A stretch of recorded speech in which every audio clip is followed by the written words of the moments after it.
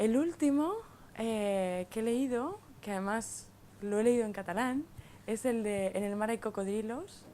Creo que he dicho bien el título. L'últim és en Faiquer, que és un premi de l'Hospital Sant Joan de Déu. He llegit La princesa invisible, de la Mercè Anguera. He llegit també un àlbum il·lustrat per nens, que és El secret de les girafes. Una col·lecció que m'agrada molt, que és aquesta que són temàtiques, no? O sigui, que és un llibre molt il·lustrat, molt barat, també, i que explica, jo què sé, la llegenda de Sant Jordi, o el Ratoncito Pérez, o els Tres Reis Mags. I aquesta és una col·lecció que jo els hi vaig comprant als meus nanos i els hi encanta, i anem llegint constantment. La Porta dels Tres Panys de la Sònia Fernández, Quantic Love, són els últims que he anat llegint.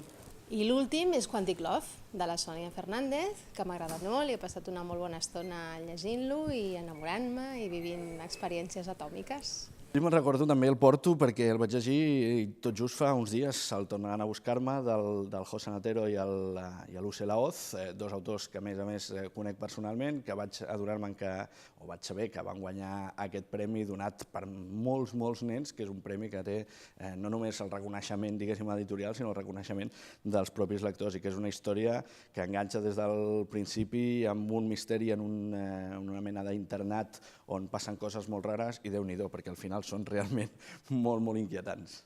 El que m'he llegit és La Porta dels Tres Panys, una cosa molt divertida. Sí, perquè darrerament la Iolanda, la directora, em va fer arribar novetats i n'he llegides 2 o 3, i la meva dona 2 o 3 mesos, o sigui que entre tots dos estem posant-nos al dia. Però un dels últims és un llibre que quan ell explica als seus amics o les padrines o les àvies el títol, és molt curiós veure la reacció d'elles. És un llibre que es diu Tots els meus amics són morts.